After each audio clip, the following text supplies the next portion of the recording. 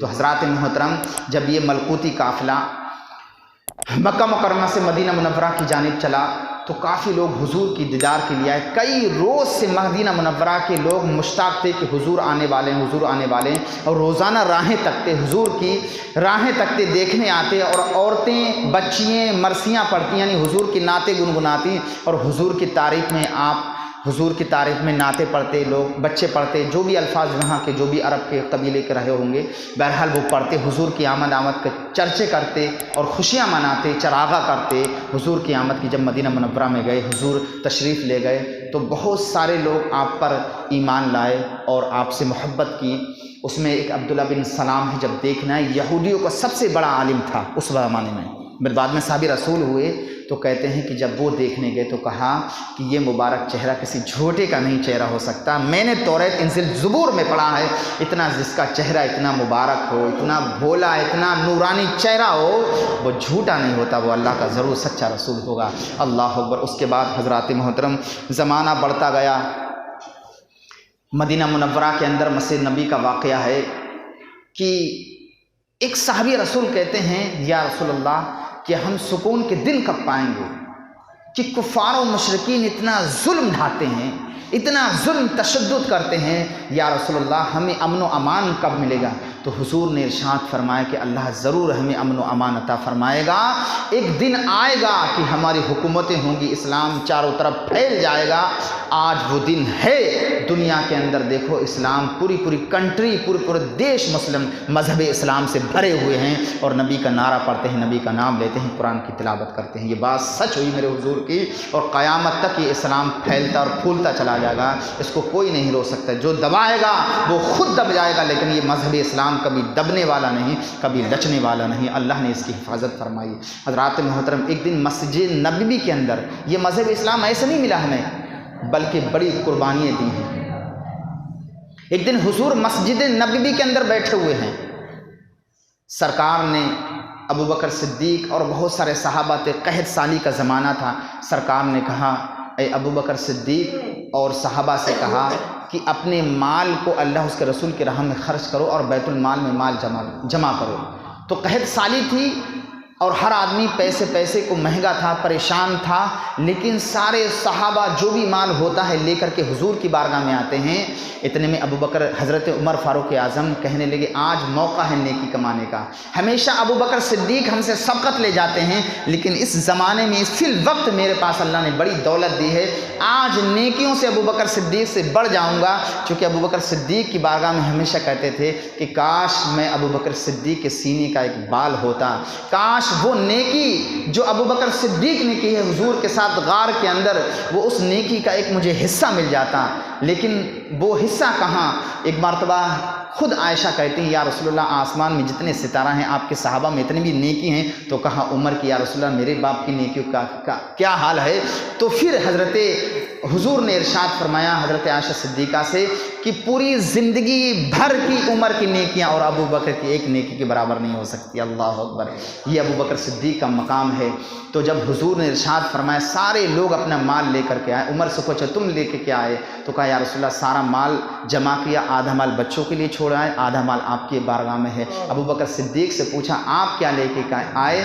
تو کہا یا رسول اللہ سارا مال آپ کی بارگاہ میں ہے، میں اللہ اس کا رسول کی محبت اپنے گھر پر چھوڑ کے آیا ہوں. اللہ اکبر. یہ ہیں سیدنا صدیق اکبر. یہاں تک کہ روایتوں میں آتا ہے جھاڑو، روٹی بنانے کا توا، کپڑے لتے، اگر 4 کپڑے ہیں تو سارے کپڑے لے لیے، ایک جو بدن پر تھا وہی چھوڑ دیا، اور اپنے بدن پر جو لباس تھا وہ بھی اتار کے اسی سامان میں رکھ دیا، اور ٹاٹ کا جو ہے کپڑا پہن لیا، جبہ پہن لیا، اور بٹن کی جگہ ببول کے کانٹے لگا لیے، اور حضور کی بارگاہ میں گئے. تو حضور نے مسکرا کے کہا ابو بکر صدیق گھر پہ کیا چھوڑ کے آؤں؟ کہا یا رسول اللہ میں گھر پہ تو بہت بڑی نعمت چھوڑ کے آیا ہوں. آج اگر کسی سے کہا جائے زکوٰۃ کے معاملے میں تو لوگ تعویلیں کرتے ہیں، اور اگر خرچ کرنے کی بات آئے تو لوگ بڑے ہیلے بہانے تلاش کرتے ہیں. لیکن یہ اللہ کے رسول کی بارگاہ میں دیکھو کیا صحابہ، یہ صحابی نہیں تھے، ان کا مقام ویسے ہی بہت بڑا ہے. کیا ضرورت تھی؟ ایک مرتبہ حضور کو دیدار کیا تو پھر دنیا میں نماز نہ بھی پڑھی اور انتقال ہو گیا، تب بھی اس کا مقام تمام کتبوں سے بلند ہے. لیکن ہوتے ہوئے بھی بے شمار دولتیں اللہ کے حبیب کی بارگاہ میں اٹھائیں اور خرچ کیں۔ جب سیدنا صدیق اکبر سے یہ پوچھا یا رسول اللہ، کہا یا رسول اللہ، اللہ کا محبوب اور اللہ کا رسول چھوڑ کے آیا ہوں، سارا مال آپ کی بارگاہ میں ہے۔ ٹاٹ کا جب جبہ دیکھا تو مسکرائے، ادھر جبریل امین آئے ہوئے ہیں، دیکھا وہ بھی ٹاٹ کا جبہ پہنے ہوئے ہیں۔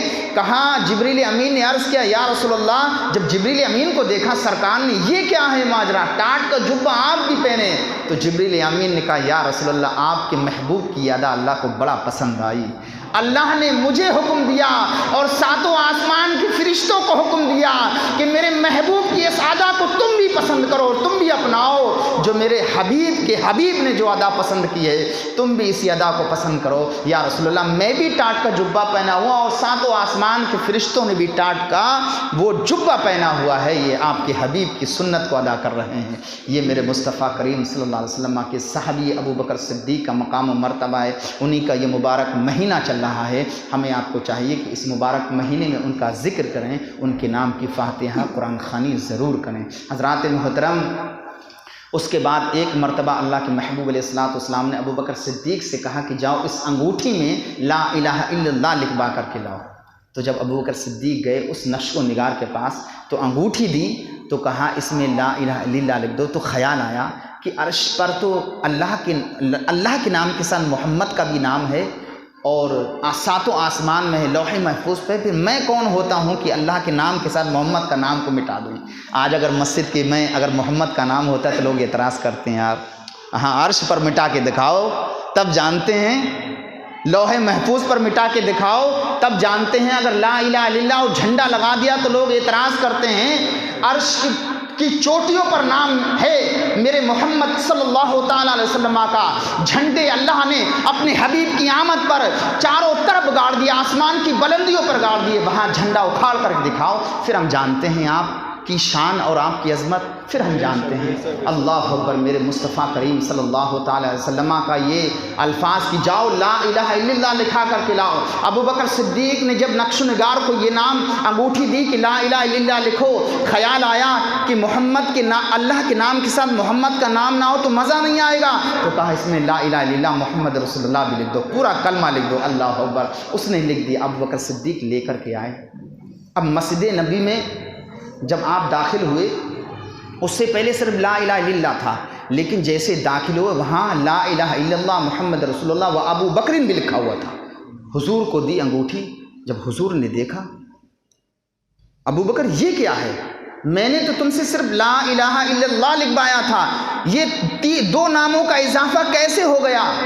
تو کہا یا رسول اللہ، میں نے آپ کا تو نام لکھوایا، اللہ اس کے رسول کی عزت کی قسم کھا کے کہتا ہوں آپ کا نام تو لکھوایا، اپنا نام تو نہیں لکھوایا۔ اتنے میں سدرے کے مکی آ گئے، جبریل امین تشریف لے آتے ہیں۔ اللہ اکبر، اور حضور مسکراتے ہیں۔ مسکرانے کے بعد حضور ابو بکر کی پیشانی کا بوسہ دیتے ہیں، بوسہ لیتے ہیں اور کہتے ہیں ابو بکر تو بڑا مبارک ہو، تو بڑا خوش نصیب ہے۔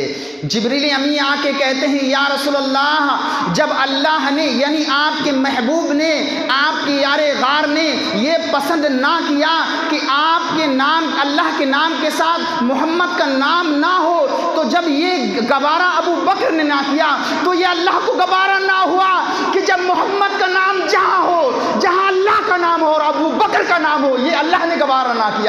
یہ یا رسول اللہ، یہ میں نے آپ کا ابو بکر کا نام لکھا ہے، اللہ نے مجھے حکم دیا ہے کہ جہاں محمد کا نام ہو وہاں اللہ کا نام ہو، وہاں ابو بکر کا بھی نام ہو، اس لیے کہ جب ابو بکر نے گوارا نہیں کیا کہ محمد کا نام نہ ہو، وہاں اللہ یہ گوارا نہیں کرتا، وہاں ابو بکر کا نام نہ ہو، وہاں ابو بکر کا نام میں نے لکھا ہے۔ یہ اس کو کہتے ہیں عشق رسول۔ چھپ چھپ کے میں روتا رہتا ہوں جب یاد مدینہ آتی ہے، اللہ اکبر، میں پاگل سا ہو جاتا ہوں جب یاد مدینہ آتا ہے۔